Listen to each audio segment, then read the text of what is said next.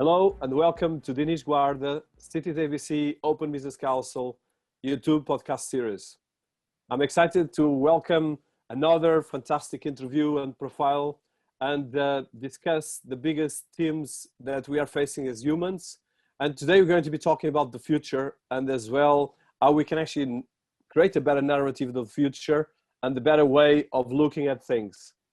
So in this series, we've been profiling close to 150 people worldwide, from ministers to top leading scientists and robotics, but as well people that are shifting the way we look at cities, the way we look at our society, the way we look at our businesses, and especially how we can actually create better solutions. So one of the things that I'm very passionate is about creating a better sense of reality and a better sense of narrative. And today I welcome to the series someone actually that I've been interacting for a long time and I respect a lot. So Calvert, that is joining us from the UK, where I'm based as well. And we're going to be talking about his fantastic profile, background, and as well the multiple areas that he's been talking. So I'll just highlight some things before we go.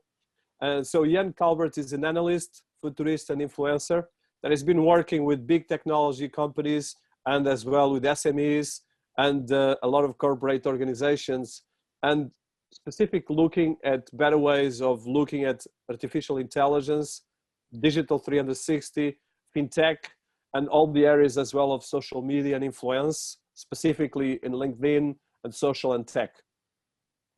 Calvert is as well a digital, social, and technology commentator that looks specifically at the future of things, future of society, so a futurist, and very focused as well on future of work.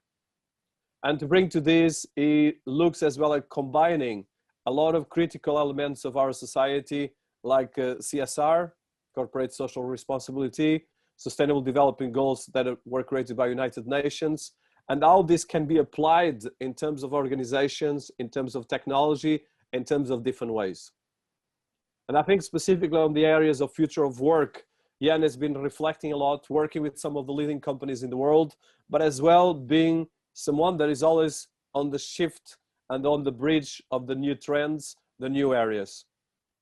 And of course, if you look at the future, he's one of the best people to talk about, but as well, some of these roles include working with the likes of Barclays Card, Huawei, IBM, Hootsuite, and Microsoft, just to mention a couple of the established technology companies that Jan has been helping and engaging, and as well being futurist in residence, or at least commentator or analyst. So I'm very excited to discuss these topics and share my passion for the future, for science fiction, and for technology, and as well, especially for goals and ethics as well, which I think is very present in the work of Jan. So welcome to our series, Jan. Very honored to have you here. Thank you, and great welcome with you as well. And I think if we actually look at where we are today, here we are in May 2021, if we'd had this conversation 2 years ago or even 18 months ago, the whole thing would be completely different to what we're talking about today. And I think the pandemic that we've had across the world has made us actually leap several years forward and got people thinking about it. And the future, people have been saying, oh, that will never happen. Yet this pandemic has shown what it can do, what it has done, and more issues that are rising up all the time. So yes, it's going to be quite interesting. No, I think it's a great way to kick off. So I want to go back to the past. So you have a very wealthy of experience that touches a lot of different things. And this has, I know that is a bit out of the box, which I like as well. I like people out of the box, and you are one of them. So can you tell us a bit what made who you are, a bit of your background, education, and as well, how did you build your journey that took you to this moment in the present, at least the present of this interview, that, like you said, probably in 1 year or 2 and 5 years, and hopefully a lot of years from now will be seen by people looking at the moment in history where we are? I think for me, it's always been trying to focus on what I want to do, but being held back in many areas. And I go back to my early years where I was quite fortunate at a junior school. I was pushed to the limits because I was interested in mathematics and things like that. And here at that time in the UK, we had O levels and A levels. Well, about 6-7 years before I was due to take my O levels here in the UK, the school I was at recognised I was quite bright in the maths areas. So they sat me down and I did all these O level papers, and I got very decent marks for my age.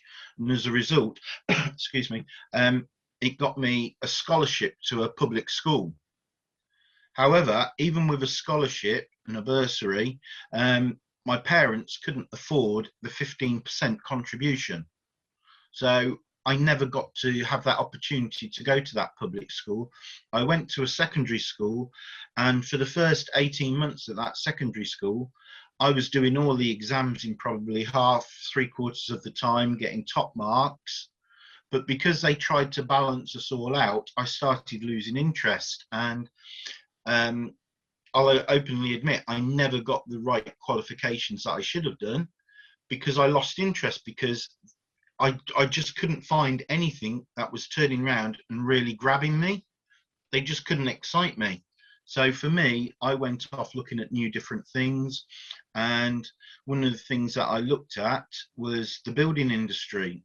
So I left school, went and did a diploma in building management, which I found quite fascinating, about how we studied the history of buildings. So that got me interested in how things had progressed. And then from there, I ended up going into the security industry, which was quite funny, but it was just pure chance that when we had the building recession, a security company approached me to say, look, we can't get paid because we're not billing correctly.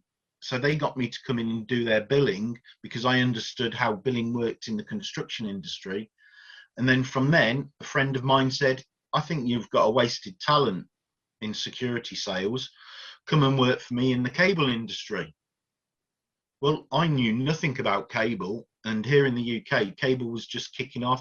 We had BSB and Sky competing to deliver satellite television.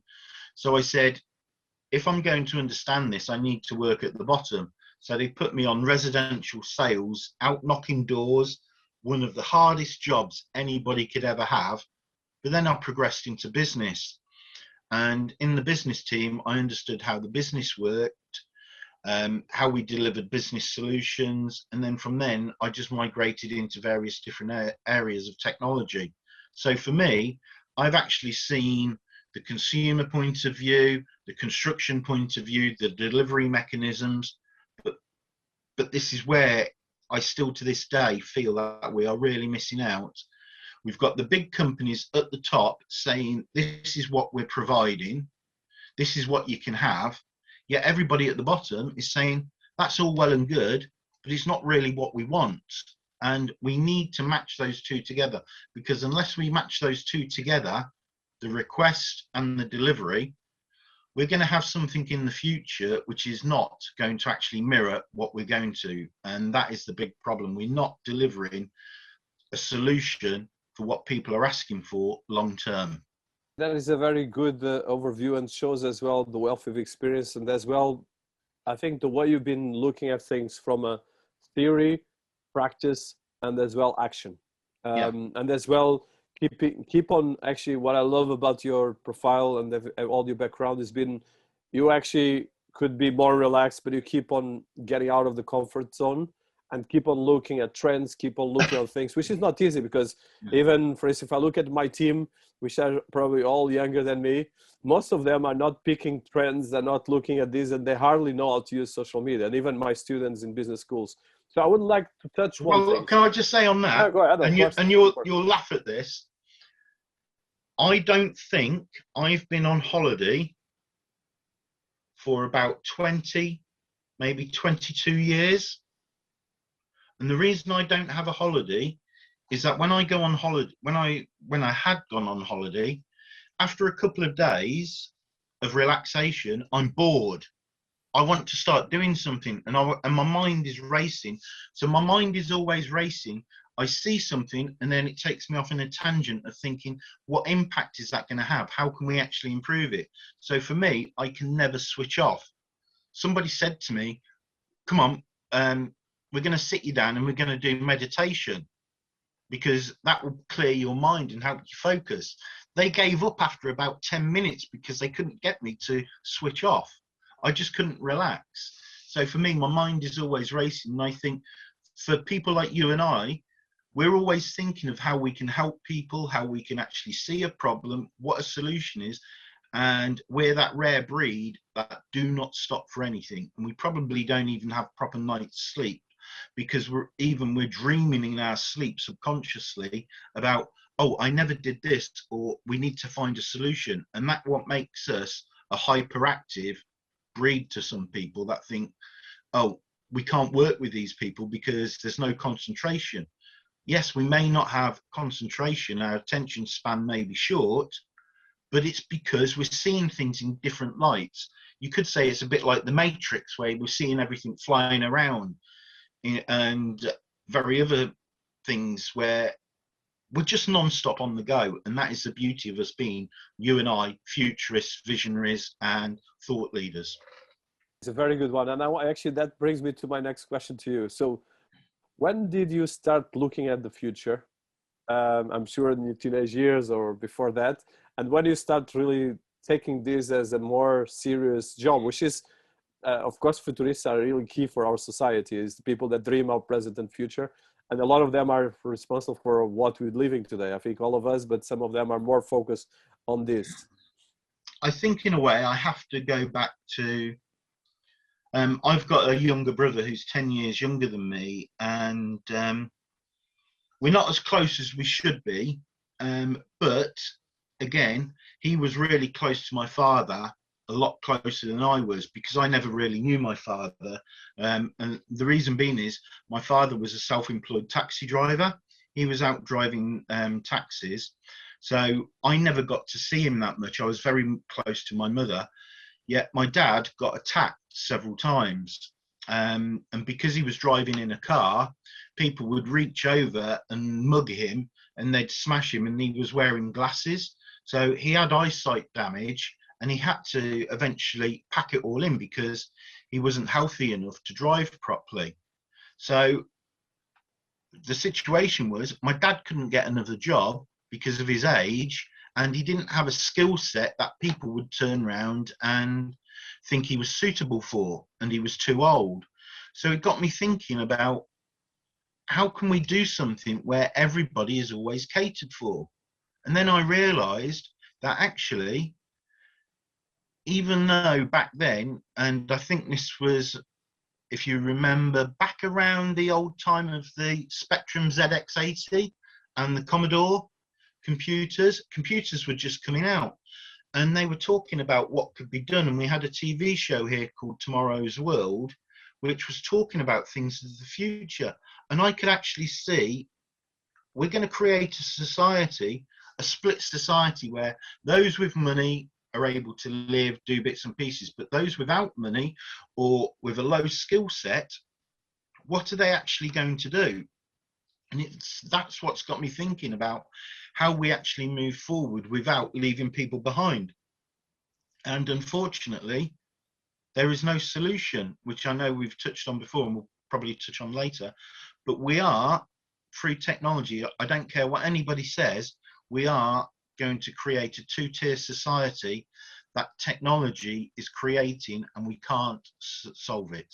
And this brings a lot of questions. Well, let's continue a bit on the trajectory, then I'll go back to this. So in terms of your career, so let's say when you start realizing this, how did you start approaching your work activities? Because of course, when you start thinking about this, well, I think I've been seeing two kind of futurists or two kind of thinkers. The ones that keep doing like a normal job just to pay the bills, like the Kafkas of this world.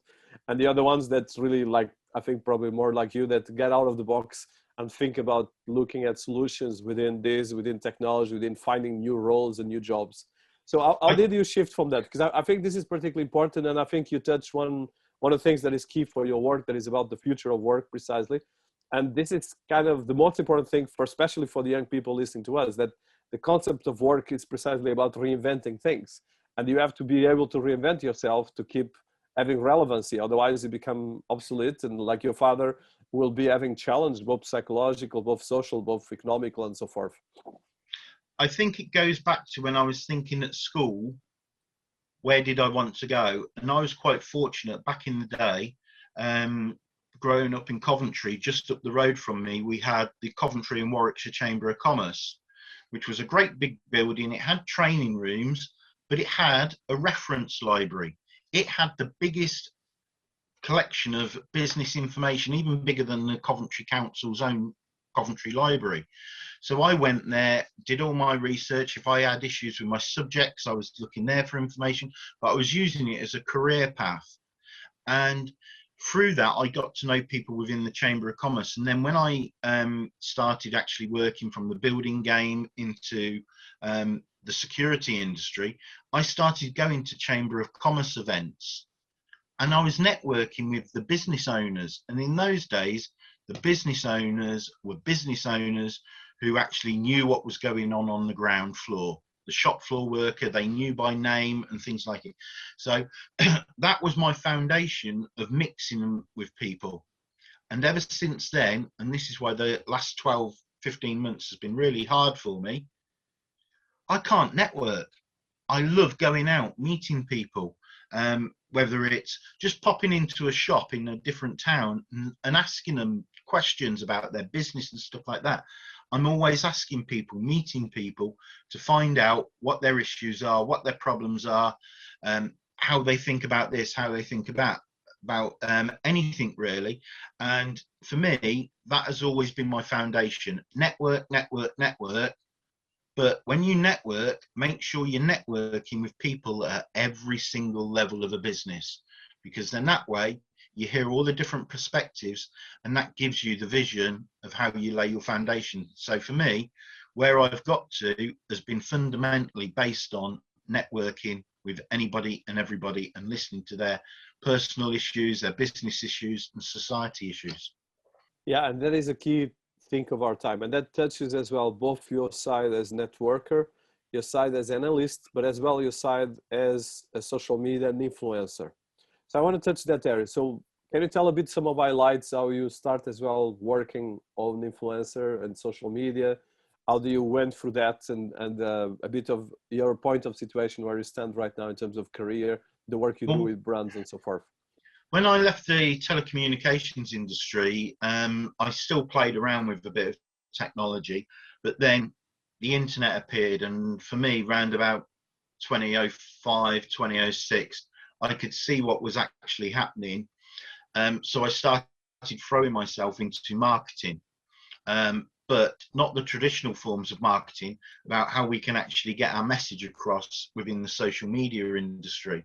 And I built up at that time what was quite a good, successful social media business, but I felt that what I wanted to do, I couldn't deliver, because the more business I had to bring people in to work with me in partnership or for me, and I could never have that hands-on approach, because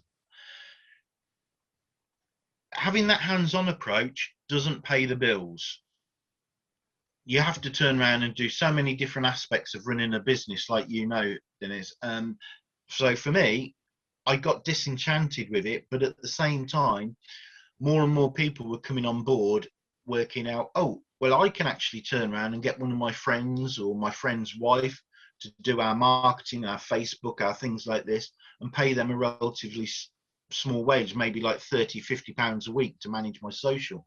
And it was like, that is distracting away from the real true ethics of what social can be done. So how do I actually level it, start moving it up a level? I got involved with Hootsuite and Buffer, but more with Hootsuite, about talking about their products, sharing their products, going out teaching people how to use it. So I moved from that marketing into a training role of going out and teaching people within the company, but also if they were employing an outside person, a freelancer, to do their marketing, training them to actually get them to work out how to actually leverage the social better around that company and personalize it, humanize it and things like that. So that's how I got into the Hootsuite part. From there, I got approached by Microsoft and IBM to turn around and come and see what they were doing. And they got me involved with online events, actual in-person events. So one thing led to another. Everything I've done has been through, you could say, luck or invitation, but it has always had a career step.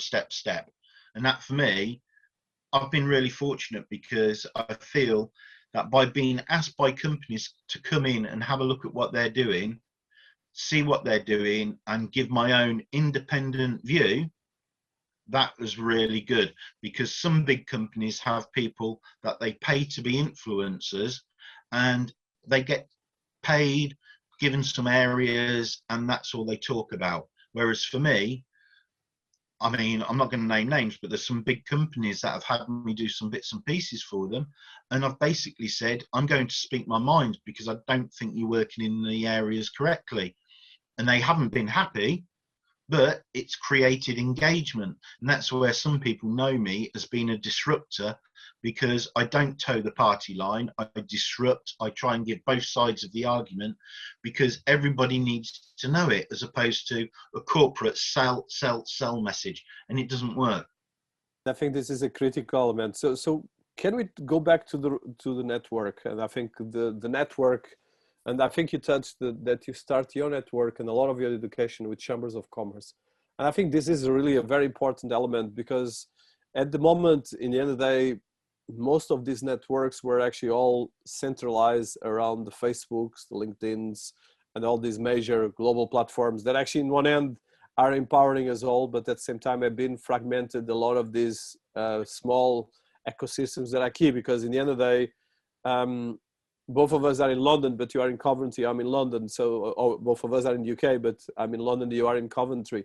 And it's different being in Coventry to be in London if I want to do business. So the local chamber of commerce can actually teach us a lot, but as well can understand how to create this. And this comes to middle age, where we had the merchants kind of alliance and societies and all these kind of things that normally are very important to make cities really fluent and very powerful. So how do you see this network now? And I know that you have strong views on that, especially as a social media expert, but as well as a technology expert. So you have the three angles. And I think these angles are very important to look at the present of what you're facing right now. I think, and again, I'm going to be quite disruptive and upset a lot of people, I don't think today's Chamber of Commerce's here in the UK are fit for purpose. They're too much driven by money, how they can get money from their members, and they only work with members by getting the money in. They're not open up to everybody. If you go to a small market town, they have mini town networks or mini chambers of commerce, and they will actually, whether you're a member or not, they will engage with you, they will get your points of view, try and help you. But of course they want you to become a member, and that's what they will always try and do. Whereas in the bigger towns and cities, unless you're paying to be a member, you can't get involved to certain events, you can't get involved with certain research and things like that. So they're not actually gaining the right information to actually help. And I was quite fortunate, where are we, about 15 years ago, I spent about 12-18 months living in Amsterdam. And when I was out there, you had the British Chamber of Commerce, you had the American business networks. If you ever get a chance, one of the great people about networking, he's known as the network king, is Charles Ruffalo. I met him, he's an American who's expated and he lives in Amsterdam and he runs the American Business Network. And like I say, he's known as the network king because he's the king of networking. And he really does it really, really well. But if you approach him and say, look, I want to do this, but I'm not sure whether it's going to work for me, he'll say, oh, you need to speak to X, Y, and Z. And I've followed a lot of his methods and it's worked wonders for me. But he will help people, even if they're not a member of his network. When he does the American business networks, he'll invite anybody, whether they're Dutch, English, French, German. If they're living in Amsterdam, he'll turn around and say, oh, I've heard about you, or I know what you do. So-and-so is going to be at this event. Please come along, either as a member or a guest. And even as a guest, you have to pay, but you don't mind about it because a meal is included and it's a great thing. But when you're doing that, it is the sense of bringing everybody together. And there you are in London, and I remember, and I'm sure they're still going, but certain areas of London, they will have their little business groups, and you can work with them whether you're a member of that group or not. But if you actually look at the whole bigger picture, like the London Chamber of Commerce or the Greater London Chamber of Commerce, whatever they call themselves, they will only focus with people that are members, but they will proclaim to speak for all the businesses within London, but they have never actually spoken to all the businesses. And I think we've got to get back to basics, which I was fortunate back in the 80s and 90s here in the UK. The Coventry Chamber of Commerce did that, but for me now today, the Coventry Chamber of Commerce has moved away from being there for everybody, and it seems to be more focused on its own members.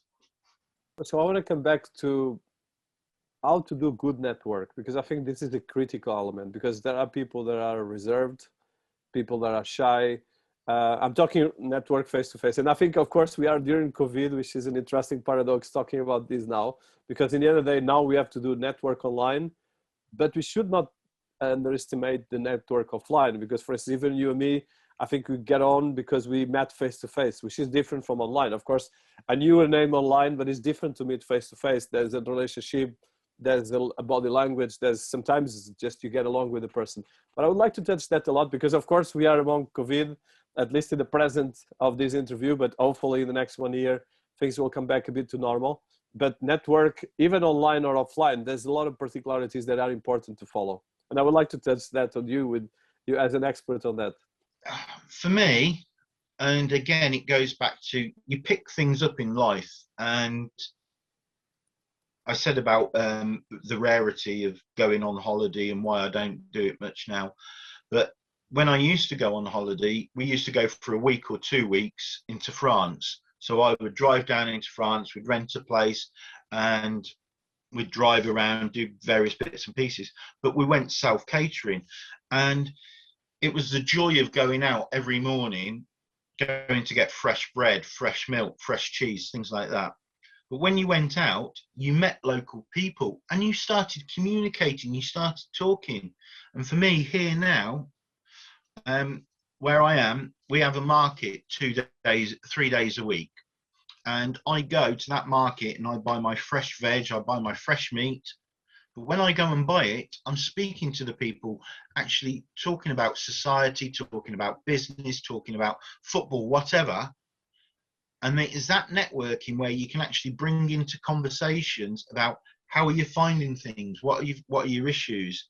And when you're networking on that non-business level, it is one of the biggest business networking events that you will do in your life without that person realizing you're talking about business. Because the insights they give you to their personal problems, whether it be shopping, car parking, transportation, commuting, whatever, it gives you an insight to business and how it's failing that person. So then it gives you the insight, right, who do I need to speak to say, hey, I've turned around and heard these things. Do you really know what's happening within your sector? How could we work together to provide a solution?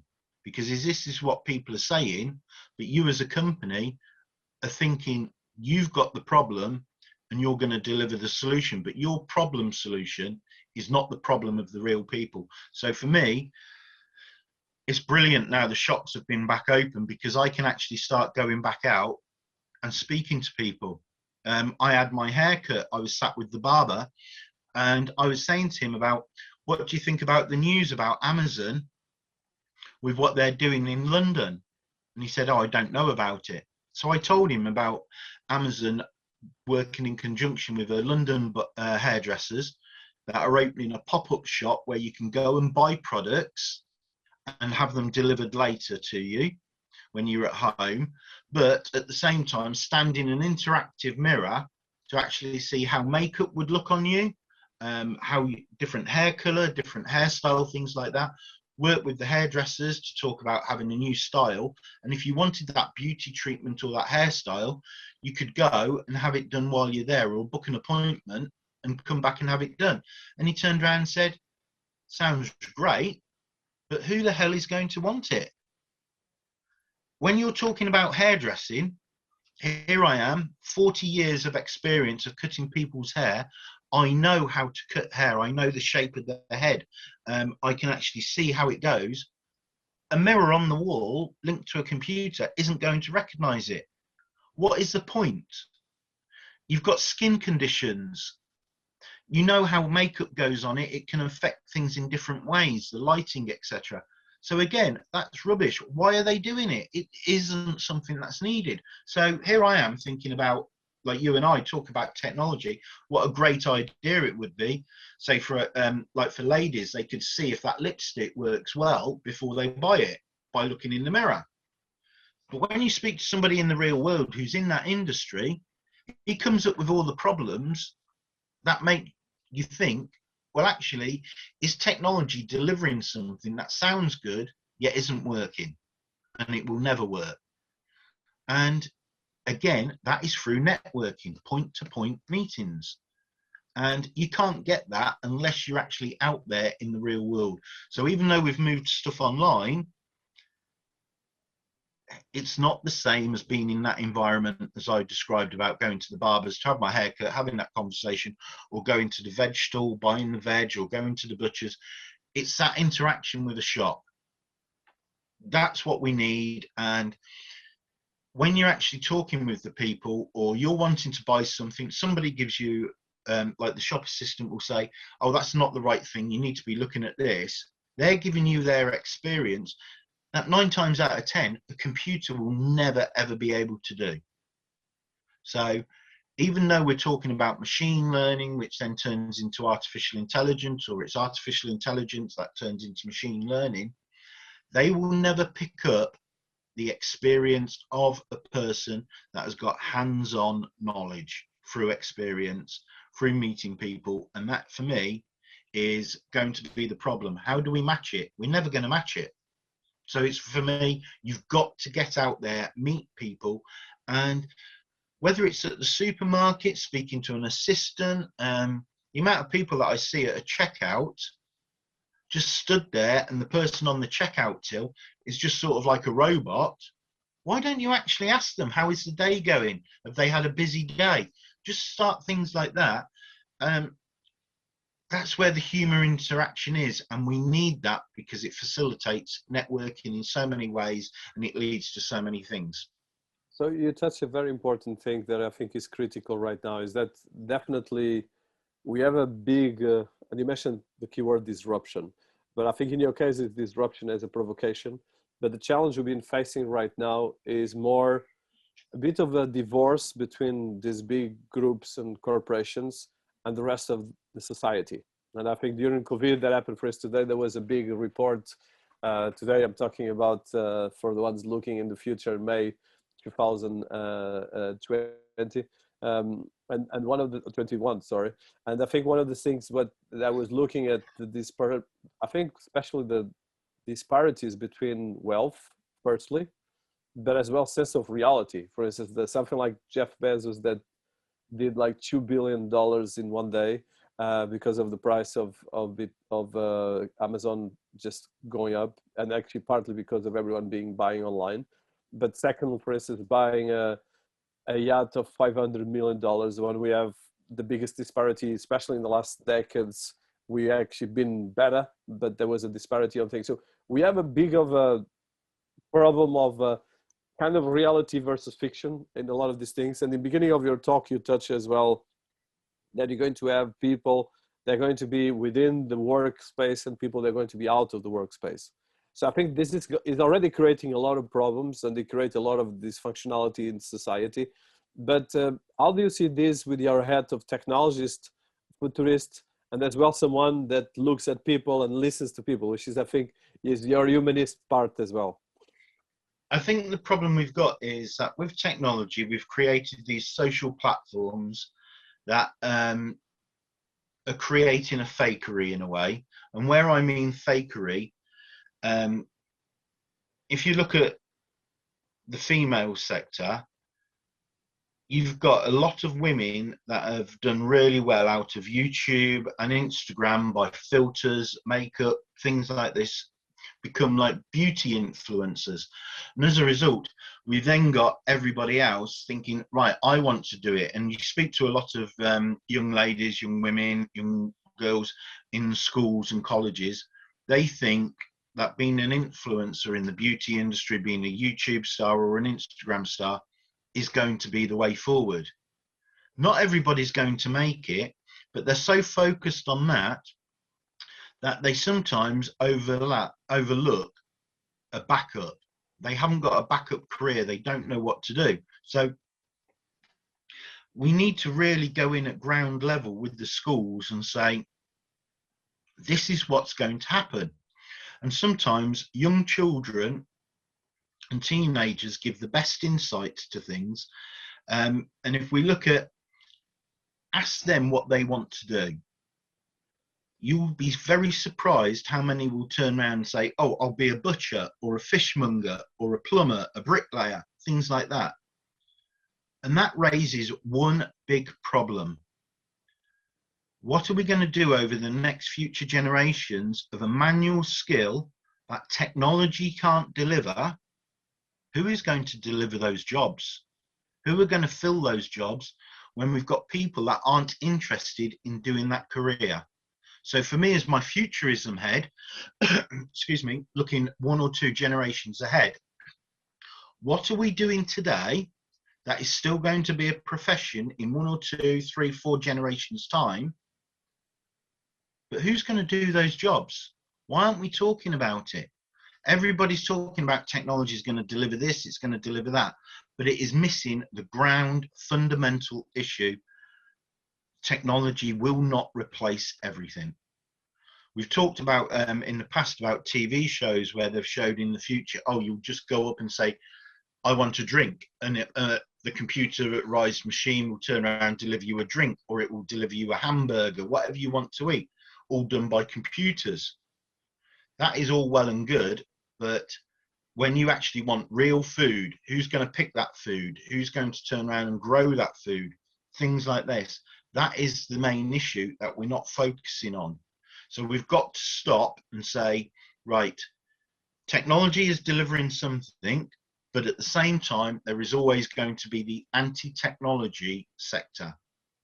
How does anti-technology and pro-technology come together as a combined society? And if we don't look at that now, we're going to have a major, major problem. Yet when I speak to the big businesses, they're talking about, oh, well, we're going to deliver this, we're going to deliver that, we're working with our partners. Yeah, you're working with your partners, but are you actually listening to what people, the ordinary man and lady in the street, want? Well, no, we're providing them with a solution. Yeah, but you're providing them with your solution, not their solution. And that's how we need to bring things together. And one of the things that interested me, I'm going to do a shameless plug here now. Shameless plug. Just pulling this book off my bookshelf. This book. Right? Don't know who it's by. Some strange guy, Dinis Guarda. He's really nailed it in this book about talking about reinventing a nation. And we need to reinvent the nation to the extent that it's taking the old with the new. And that's what you've done in this book. You've highlighted, there's several passages that I keep going back to, where you've said about the old, you've said about the new, how it works together. And you've highlighted there's a discrepancy. We need to focus on that discrepancy.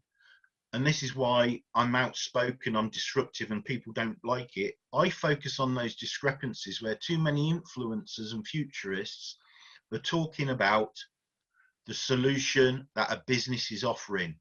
They're not talking about the bits underneath. They're not interested because they don't seem to understand it, or, and this is a crucial thing, they can't see how to make money out of those problems. So it doesn't interest them, so they're moving on. And that's leaving people, again, with this vast gap in technology. The barber that I was with the other day, he turned round to me and said, people have said to me, why don't I have an online booking system? And he said, why do I need an online booking system? If you want me, you ring me, I'll put you in the diary. That's it. He said, that's how I am. I've been haircutting for over 40 years. Why do I need to change? This is the way I am.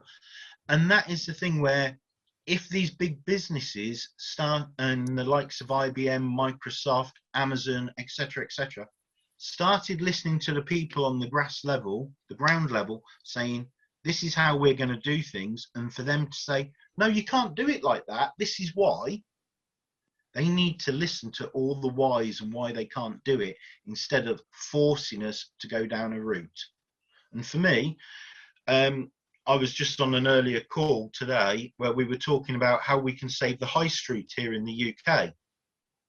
And somebody was saying is, a lot of the high street shops are going to disappear because we've got used to using Amazon, online deliveries from the likes of Tesco's, Sainsbury's, Waitrose, etc. What are we going to do with that high street?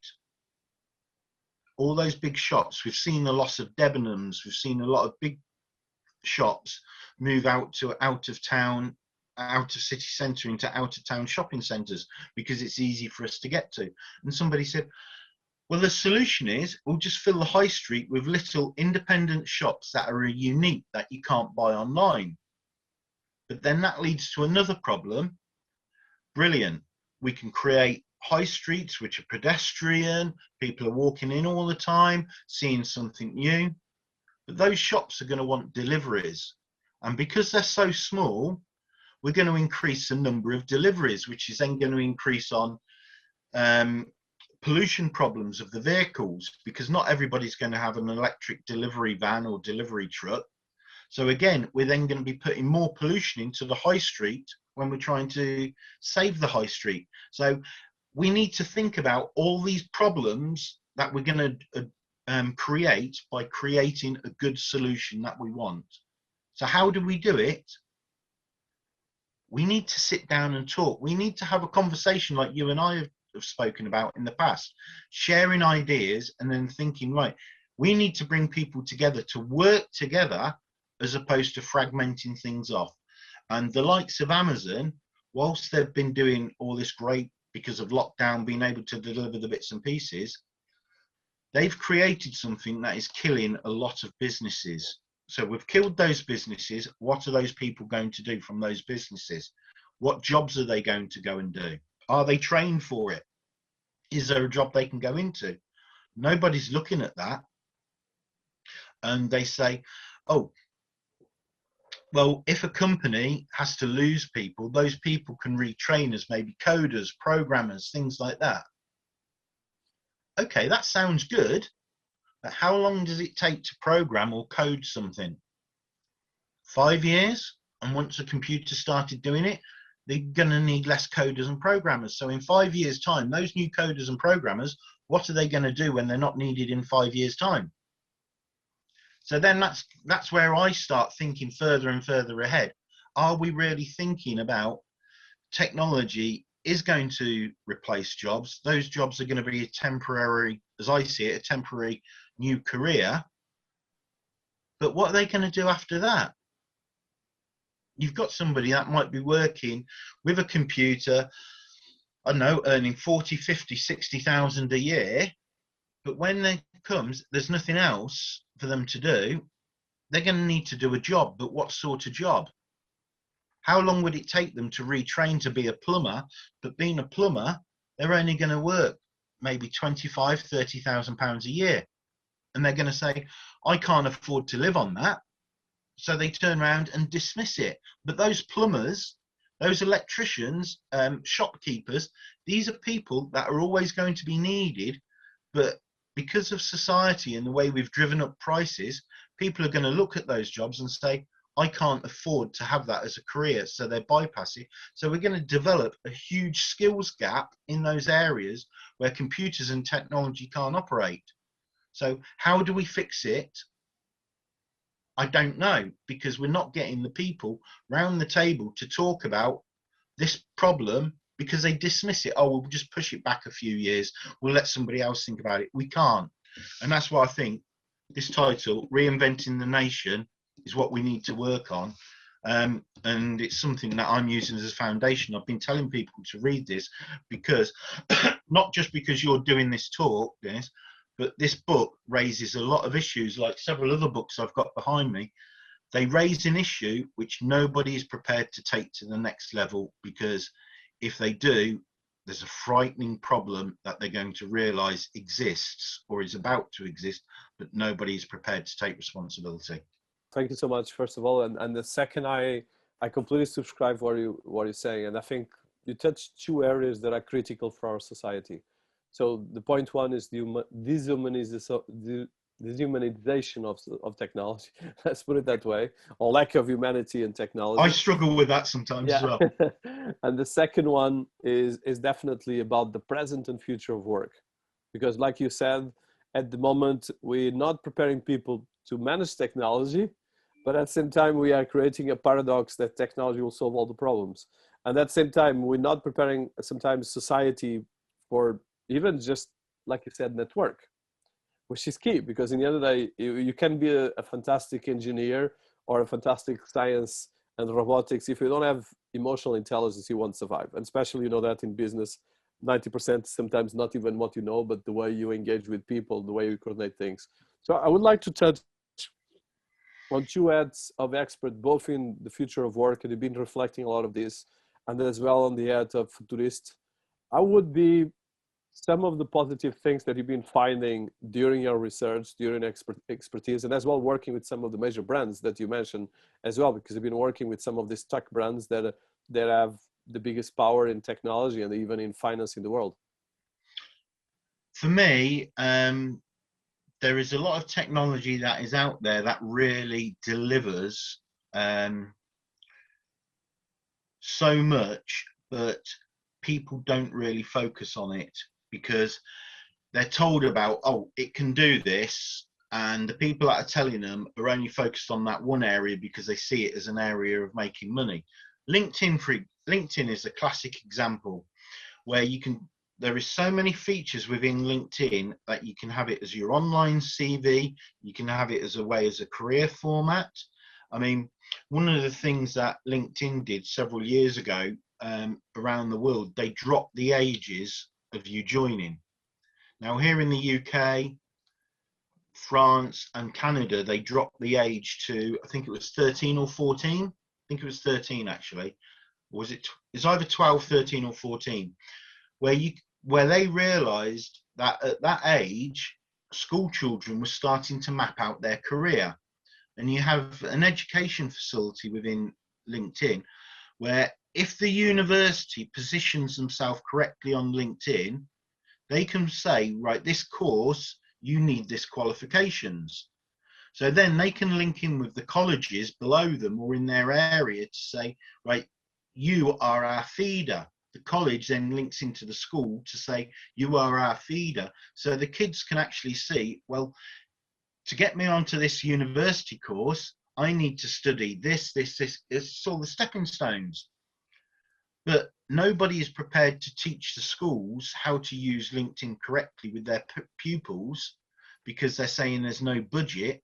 But at the same time, you've got LinkedIn trainers or experts, as they like to call themselves, can't see a way of making money to actually educate people. So we've got that one problem there. You then look at various other areas where, again, it's the same solution. How do we turn around and get people working all the way through? The major brands are coming out with this product will do this product will do that. And for me, it's like linking in saying we can actually deliver a product, whereas like Hootsuite have said, right, we've got this product. It's actually for a man at home. It's for a woman who owns her own shop.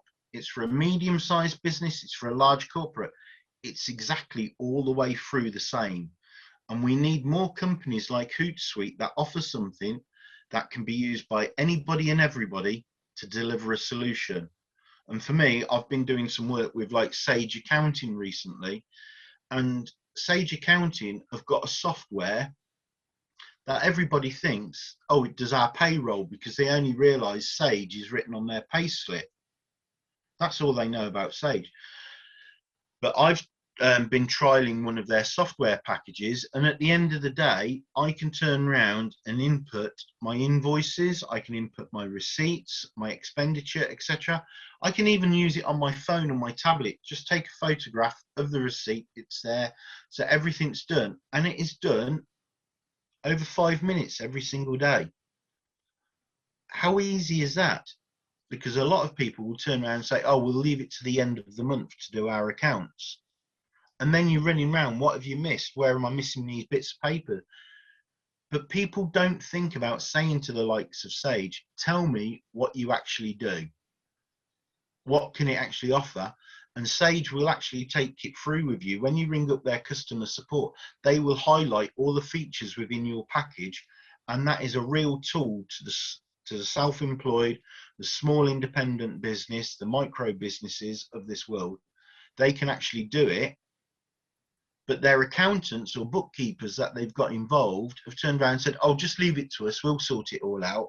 And there is that big disparity of what can actually be done. So you've got so many hidden gems within the Sage package that nobody knows about, yet they could be used for so many different things.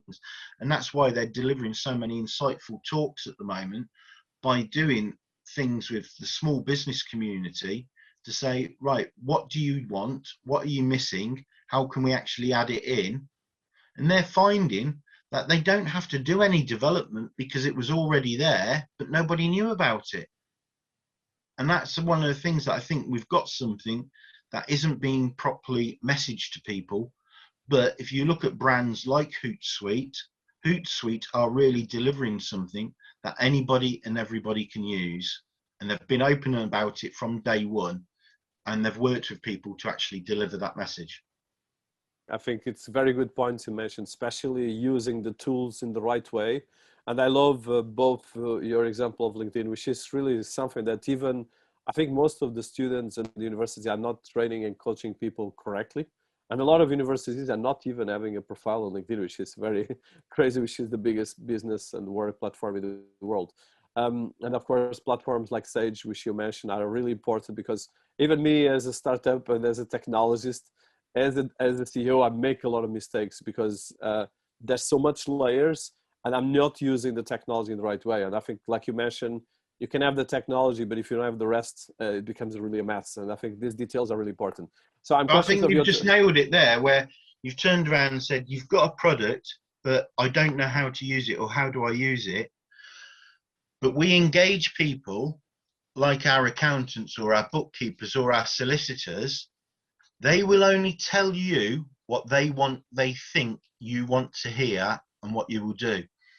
How many times have you come across in your life, Dinis, where you've had a problem and somebody has said to you, actually, this is what you need to do, but really, you need to be looking at this, you need to be looking at that, and they're giving you some free advice, which even may cost them business, because it might be a case, Dinis, do it yourself.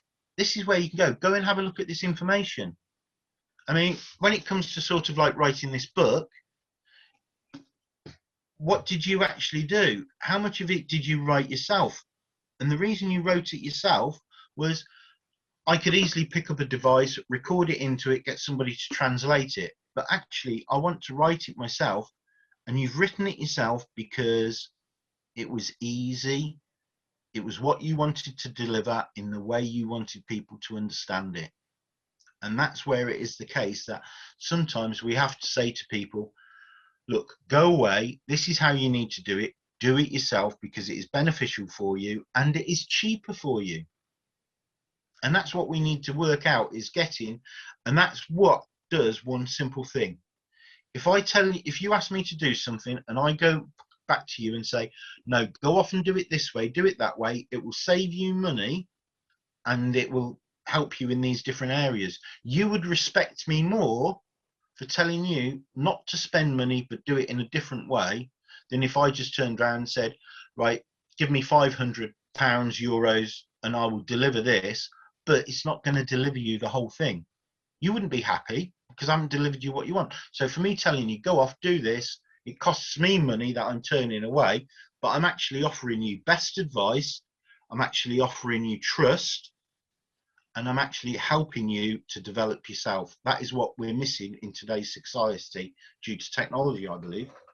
I think in the other days, people like us that have to make the bridge between these fantastic things coming out of technology and as well the challenges coming from technology. Because in the end of the day, technology is just another tool, like paper was in the past or any other invention. So I'm conscious of your time. I think we passed already close to an hour and a half. So I will try to wrap up, and I have still one or two questions that I would like to touch specifically.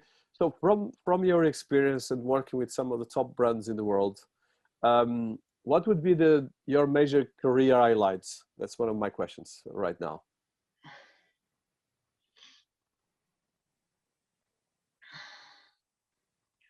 My career highlight, is it a highlight? I would probably say it's more of a shock than a highlight, but my highlight at the moment, and it has been for a couple of years, and I think it will be continue to be for a couple of years, is I just can't understand why people will not take ownership and responsibility of knowing you get nothing for free. And what I mean by that is Android phone. I thought, right, I'd set up Google Pay on it, but I can't set up Google Pay unless I have a Google email address. You can only set up Google Pay with a Google email address. So that then forces me, I have to set up a Gmail account, and then that Gmail account is offering me all these services, it's all this. Google is taking so much of your information in return for giving you all this free stuff. Yet people aren't realizing that by giving away all this stuff free, Google's got this information, it appears on their Facebook feeds, their Twitter feeds, their internet searches, because of what they've been writing or talking about. But then they turn around and say, I don't like people having my data. I don't like all these adverts. It's scary how I was talking about something or I was reading something online. Next thing, my social feeds are full of all the adverts for those. And you're just thinking, that's a payback for giving stuff away free. So if my highlight is it's really difficult to actually put it into words, but it's the frustration of people thinking free is best when free is a problem. And that is my one highlight from the last couple of years, and it is going to be moving forward because it's a highlight that is really frustrating to me, and I can't think of a way how we're going to fix it. And when we've turned around and had the likes of the data breaches with Cisco, Amazon, Marriott, British Airways, Google, etc., over data, but also at the same time, people saying, oh, Chinese companies are accessing your data. Well, American companies are accessing your data. Why are you turning around and focusing on one without the other? It is all interlinked, but you really need to understand it. But you can't understand it because a lot of the media and governments are putting out information that favors one area over another. And this really gets back to another problem with society is if we turn around and try and capture the whole market, we're accused of having a monopoly and it is not allowed. Yet at the same time, we've allowed via Google with their Android and via Apple with their iOS, two American companies that dictate, what is it, 96, 97% of all mobile device operating systems. You then look at the computer industry with tablets and laptops and desktops. Again, Google with their Chrome, Apple with their iOS system, and Microsoft with their Windows, they dominate all that market as well. And you've got those American tech companies dominating the whole of the world, saying you can only do it this way. We haven't got a choice. So again, where is our choice? Where is our freedom? Again, we're getting something for free. So it all comes down to this free aspect. We're told we want to live in a free society, but we're not in a free society because we've been controlled by several different, three different companies that dictate how we operate our technology, and we can't do anything about it. Is that right? What are they giving us that we are giving them in return for free? Like our data, our tracking, things like it. And we can't have it both ways. So what is the solution? I don't know. That is where I love engaging with people like you, because we keep coming up with these different arguments.